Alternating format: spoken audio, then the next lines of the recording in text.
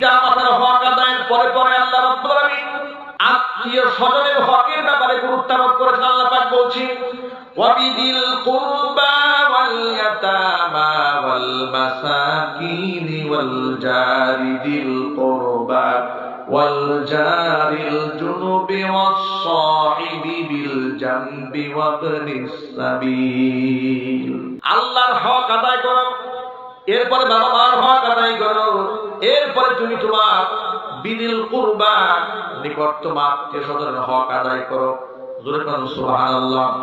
ওয়াল ইয়াতামা এতিমের হক আদায় করো, ওয়াল মাসাকিন মিসকিনের হক আদায় করো, ওয়াল জারিল কুরবা ওয়াল জারিল জুনুব নিকটতম প্রতিবেশী দূরবর্তী প্রতিবেশীর হক আদায় করো, ওয়াস সাহিবি বিল জামবি তোমার সাথী তোমার কলিগ তার হক আদায় করো, ওয়াবনিস সাবিল পথিক মুসাফির তার হক আদায় করো, ওয়ামা মালাকাত আইমানুকুম তোমার অধীনস্থ দাস দাসীদের হক আদায় করো।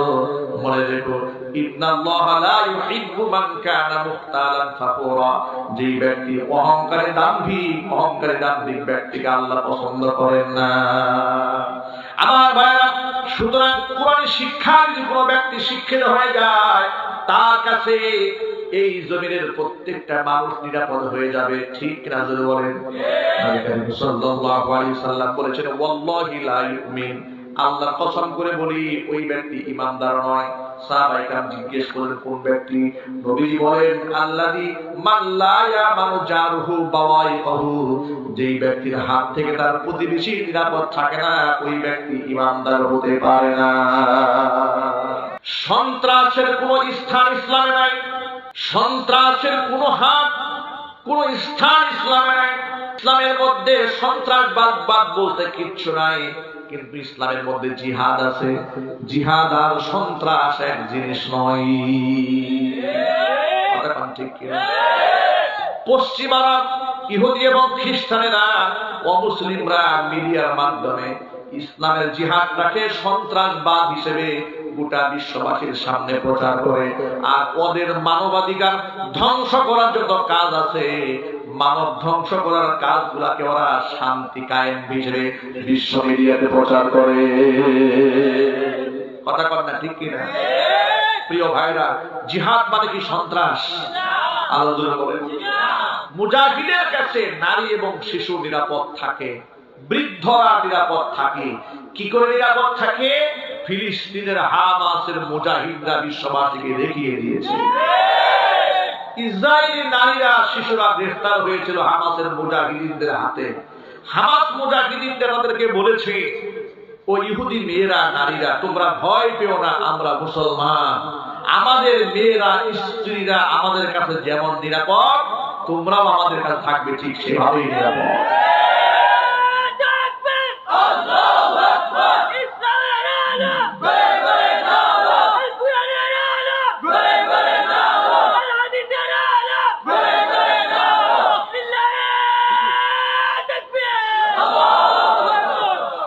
হামাস মুজাহিদিনরা ইহুদি মহিলাদেরকে যখন নিরাপত্তা বেষ্টনীর মধ্যে দেখি, তাদেরকে ইসরায়েলি সীমানা নিয়ে নিরাপত্তার সাথে তাদের গন্তব্যে যখন পৌঁছে দিয়েছিল, ইহুদি পরদর্শের মিডিয়াগুলা স্টেটমেন্ট নেওয়ার জন্য বন্দীদের সামনে মাইক্রোফোন দাঁড় করিয়ে দিয়েছিল। তারা মনে মনে ভেবেছিল বন্দী ইহুদি মেয়েরা হামাসের বিরুদ্ধে এমন স্টেটমেন্ট দিবে যাতে করে বিশ্ববাসী তাদের অপকর্ম সম্পর্কে জেনে যায়, বিশ্বের মানুষ যেন তাদেরকে ঘৃণা করে। কিন্তু মনে রাখবেন কোরআনে কারীমের মধ্যে আল্লাহ পাক বলে দিয়েছেন ইন্নাহুম ইয়াকিদুনা কাইদা ওয়া আকিদু কাইদা, ওরা চক্রান্ত করে, ওদের চক্রান্তের জবাব আমি দেব আল্লাহ রাব্বুল আলামিন কৌশলের মাধ্যমে। জোরে জোরে বলুন সুবহানাল্লাহ। যে মিলিয়াকি তারা বন্দী আযাবপ্রাপ্ত হামাসের মুজাহিদ থেকে বের হয়ে আসা ওই ইহুদি মহিলাদের কাছে তারা পেশ করেছিল, যাতে হামাসের বদনামগুলো মিডিয়াতে প্রচারিত হয়ে যায়।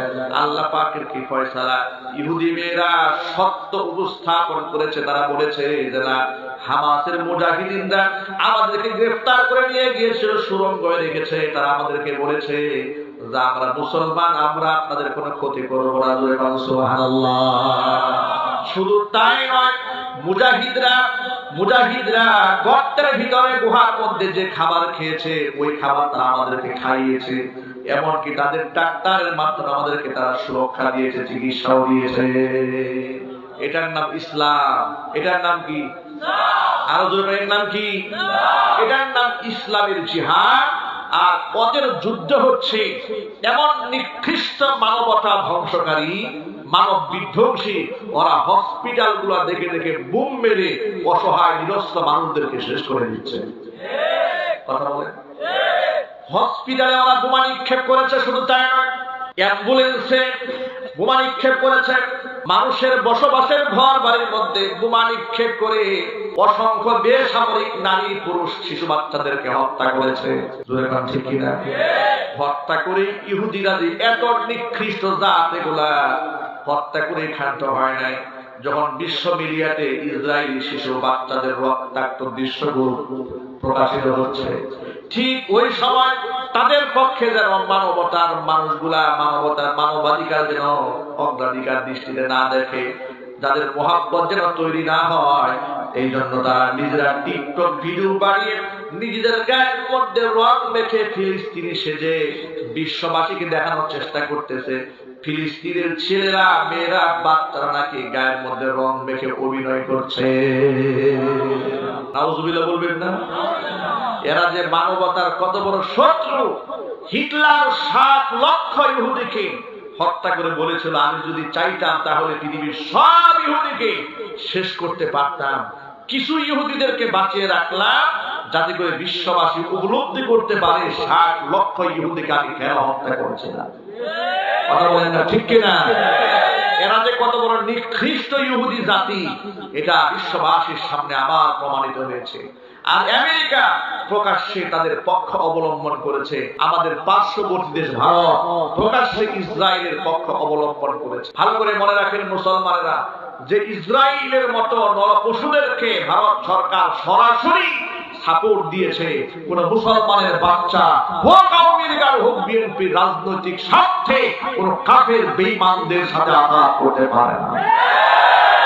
জুড়ে বলতে হবে, ঠিক কিনা মুসলমান? মুসলমানদের রক্ত খেকু যারা সন্ত্রাসী, যারা তাদের পক্ষে যারা ছাপাই গিয়েছে, কোন মুসলমান যদি দাবি তার পক্ষে কথা বলে, সে মুসলমানদের তাকে জুতাবিনা করতে হবে।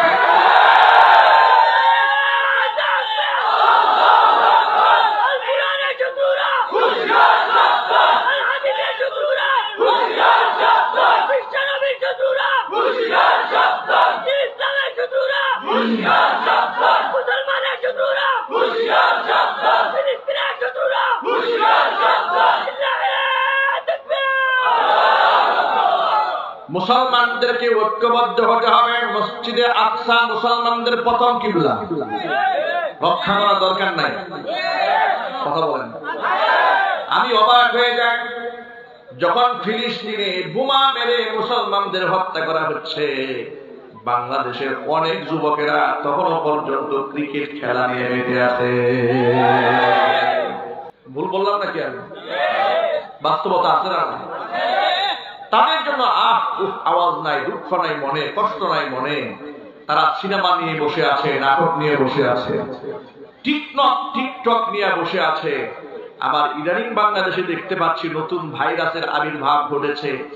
স্বামী স্ত্রী মিলে ভিডিও বানিয়েছে, নাম দিয়েছে কাপল ব্লগ। ঠিক কিনা বল? নাম দিয়েছে কি? কাপল ব্লগ। আচ্ছা, আমি আপনাদেরকে বলি, কষ্ট হচ্ছে নাকি আপনাদের? স্বামী এবং স্ত্রীর ঘরের মধ্যে যে খুনসুটি, তাদের যে প্রেম, তাদের যে ভালোবাসা, তাদের যে আভ্যন্তরীণ লেনা দেনা, এটা কি পাবলিকলি প্রচার করার বিষয়? আরো জোরে বলেন। নাকি নিজেদের মধ্যে গোপন রাখার বিষয়? গোপন রাখার বিষয়। কিন্তু সেই সমস্ত কর্মকাণ্ডগুলো মনে রাখবেন, আল ইনসানু হারিসুন ফিমা মুনিয়া, মানুষকে যে কাজে নিষেধ করা হয় মানুষের আগ্রহ ওই কাজে বেড়ে যায়। আর হারাম কাজের মধ্যে শয়তান মধু লাগিয়ে দেয়। কথা বলেন, ঠিক কিনা? ওই সমস্ত ভিডিও করে যখন সোশ্যাল মিডিয়াতে ওরা ছাড়ে, তখন দেখি বাংলাদেশের অসংখ্য তরুণ তরুণী যুবক যুবতী এদের ফ্যান ফলোয়ার হয়ে যায়। আপনার তো লজ্জা হওয়া উচিত যে পুরুষটা তার স্ত্রীকে দিয়া স্ত্রীর সৌন্দর্যটা বিক্রি করে অসংখ্য মানুষের সামনে নিজেকে লাবণ্যময়ী হিসেবে উপস্থাপন করে বাণিজ্য করে টাকা ইনকাম করে, তাকে কাপড় ব্লক না বলে তাকে তসলিমা নাসরিনের জেনাকার ব্লক বলা উচিত। এরা তসলিমা নাসরিনের উত্তরসূরি। কথা বলেন ঠিক কিনা? বউয়ের সৌন্দর্যতা যারা বিক্রি করে ওদের মতো কাপুরুষ বাংলার জমিনে আর নাই। ওদের মতো ব্যক্তিত্বহীন নির্লজ্জ বেহায়া আর নাই। বউকে দিয়া ব্লক না করে তাহলে বউকে পরিচালনায় পাঠিয়ে দাও, পয়সা আরো বেশি ইনকাম হবে তোমাদের তো পয়সা দরকার। এগুলা করে করে সমাজের মধ্যে ভাইরাস ছড়িয়ে দিয়েছে, সমাজটাকে অশান্ত করে তুলেছে। আর এই ব্যাপারে আলেম ওলামারা অনেক সময় সেনসিটিভ ইস্যু হওয়ার কারণে অনেকে কথা বলতে চান না, কিন্তু কথা না বললে সমাজে বিপদগামী হয়ে যাচ্ছে। আমি তথ্য নিয়েছি বাংলাদেশের এক নিকৃষ্ট মহিলা, তার নাম হচ্ছে পরিমণি। ওই পরিমণির ফ্যান নাকি পেজে 16 মিলিয়ন। এই জাতি তো লজ্জিত হওয়া উচিত, এ জাতির তো গলায় দড়ি দিয়ে মরা উচিত। এই মাহফিলে যদি এমন থাকেন লোক থাকেন যারা এই চরিত্রের মানুষগুলার ফ্যান এবং ফলোয়ার, যাদের পেজে লাইক দিয়ে রাখেন, ভালো ভালো কমেন্ট করেন, আল্লাহর কাছে তওবা করেন, আল্লাহর কাছে তওবা করুন। এদেরকে আপনারা বলেন এরা হচ্ছে লাস্যময়ী সুন্দরী, এরা হচ্ছে জাতির ক্রাশ, কিন্তু স্বামীর জন্য আয়কাওয়ালা বাস। ঠিক কিনা? এরা যে এত লাবণ্যময়ী, এদের সৌন্দর্যতার বেড়া জালে স্বামীকে আটকায় রাখতে পারে না। কেন কেন পারে না? এরা তো সংসার টেকাতে পারে না। আমি বহু বয়ানে বলেছি, আমাদের বাংলাদেশের ক্ষেত খামারে চাকরি করে কৃষক, শ্রমিক, দিনমজুর, কুলিওয়ালা, ঠেলাওয়ালা, এই মানুষগুলা 70 বছর 80 বছর সংসার করেছে, গায়ে ঘামের দুর্গন্ধ হয়েছে, এত আভিজাত্যের সাথে স্ত্রীকে রাখতেও পারে, কখনো খেয়ে কখনো না খেয়ে দুঃখ দুর্দশায় সময় কেটেছে 70 বছর 80 বছর, সংসার ভাঙে নাই। আর ওদের খুশবুর কোনো অভাব নাই, স্প্রের কোনো অভাব নাই, সুগন্ধির অভাব নাই, চেহারা সৌন্দর্যের অভাব নাই। ঘোষণা দিয়ে স্বামী চেঞ্জ করছে এই পর্যন্ত 5টা। কথা কন না ঠিক কিনা? এদের কিন্তু মিডিয়া কর্মীরা এদের পেছনে দৌড়ায়, এদের কাছে খুব সম্মানিত। কথা বলেন ঠিক কিনা? এই হলুদ মিডিয়া দালালগুলো তারা দেখবেন যে আলেমদের বক্তব্যকে ব্যঙ্গ করে জাতির সামনে উপস্থাপন করে, পক্ষান্তরে এই সমস্ত লম্পটদেরকে জাতির ক্রাশ, জাতির আইডল, এই সমস্ত বলে বলে দেখেন কি বলেছে। দেখেন একটা মেয়ে অর্ধনগ্ন পোশাক পরেছে, পত্রিকার মধ্যে লিখেছে যে উনি অর্ধনগ্ন পোশাক পরে যৌবনের উত্তাপ ছড়াচ্ছেন, পত্রিকার ভাষা। আরেকজন বলেছে, আরেক পত্রিকার ভাষা হচ্ছে, তার মতো সাহসী উদ্যোগ কেউ নিতে পারে না, তিনি বিবাহ না করে বাচ্চা জন্ম দেন। এটার নাম কি সাহসী উদ্যোগ? কোন জায়গায় সাহসী বলতে হয় আর কোন জায়গায় দুশ্চরিত্র লম্পট বলতে হয় এটা ভুলে গেছে। আমি এই জন্য এক বয়ানে বলেছি, এমনই এক সাহসী মায়ের সন্তান এই সাংবাদিক। কথা বলে না? যে মেয়ের সাহসিকতার কথা বলেছে, যে বিবাহ না করে বাচ্চা জন্ম দিয়ে সাহসিকতার পরিচয় দিয়েছে, এই সাংবাদিক ওই সাহসী মায়ের সন্তান। তাহলে অপকর্মকে সাহসিকতা বলে জাতির সামনে প্রচার করে কি করে? যুবকেরা আমার সামনে যারা বসে আছে, কষ্ট পাচ্ছেন আপনারা? আল্লাহর কাছে তওবা করেন, আজকের এই মাহফিল থেকে তওবা করেন। আমার যদি চরিত্রই ভালো না হয়, কি হবে এই ওয়াজে, কি হবে আমার সেজদা দিয়ে, কি হবে আমার দান খয়রাত করে? এই সমস্ত কারণে ঘরে ঘরে আজকে পরকীয়া তৈরি হয়েছে, ঘরে ঘরে জিনার বিচার তৈরি হয়েছে। ঠিক কিনা? আজকে ফিলিস্তিন আমার মুসলমান মা বোনেরা নির্যাতিত, নিপীড়িত, তাদের দুঃখে দুঃখিত না হয়ে এই সমস্ত ব্লগ নিয়ে পড়ে আছে, সিনেমা নিয়ে পড়ে আছে, নাচ গান নিয়ে পড়ে আছে, ক্রিকেট খেলা নিয়ে যুবকদের মাতম করার সময় এখন নাই। যুবকদেরকে ঐক্যবদ্ধ হতে হবে, বিজয় পতাকা আবার ছিনিয়ে আনতে হবে।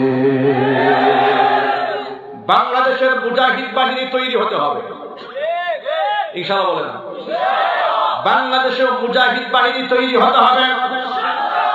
শাহজালাল শাহপরান রহমাতুল্লাহি আলাইহির পুণ্যভূমি সিলেট থেকে মুজাহিদ বাহিনী তৈরি হয়ে যেতে হবে। মাথার মধ্যে কাপড় পেঁচিয়ে কালিমার পতাকা হাতের মধ্যে নিয়ে সমস্ত যুবকদেরকে আলেমদের হাতে হাত রাখতে হবে, কাঁধে কাঁধ মিলাতে হবে, বাতিলদের চোখের চোখ রেখে জানিয়ে দিতে হবে আমরা মুসলমান, তামাম পৃথিবীর মুসলমানরা আমরা ঐক্যবদ্ধ আছি। আজকের পর থেকে ইহুদিদের যত পণ্য আছে সব বর্জন করতে হবে ইনশাআল্লাহ। বলেন ইউনিলিভারের যত পণ্য আছে, ইসরায়েল যত প্রোডাক্ট আছে সব বাদ দিয়ে দিবেন। 7 up, Fanta, Coca Cola, Nestle, Fair and Lovely, ইউনিলিভারের যা আছে সব বাদ দিয়ে দেন। কি চলা যাবে না? কথা বলেন না। এই লভ্যাংশের টাকা দিয়ে ওরা আমেরিকার কাছ থেকে অস্ত্র কেনে, আর সেই অস্ত্র আমার মুসলিম মা বোনদের উপরে প্রয়োগ করে মসজিদে আকসায় গিয়ে আমরা কি অস্ত্র কেনার জন্য টাকা দেবো ওদেরকে? আবার যদি বলতে হবে টাকা দেব, আমরা ওদেরকে অস্ত্র কেনার টাকা দিতে পারি না, বরং মুসলমানদেরকে সহযোগিতা করার জন্য ঈমান এবং আমলকে মজবুত করতে হবে। রাজি আছেন কারা? হাত দেখতে চাই।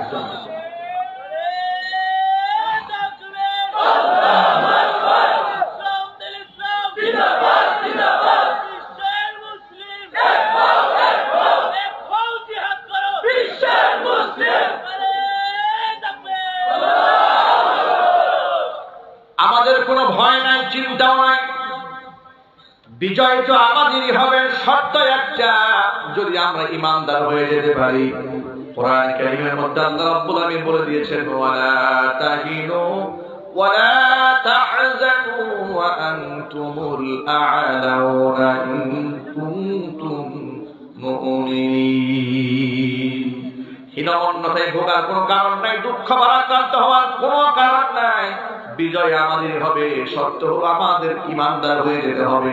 আল্লাহ পাক যেন ঈমান আমলে পরিপূর্ণ হওয়ার তৌফিক দান করেন। জোরে জোরে বলেন আমিন।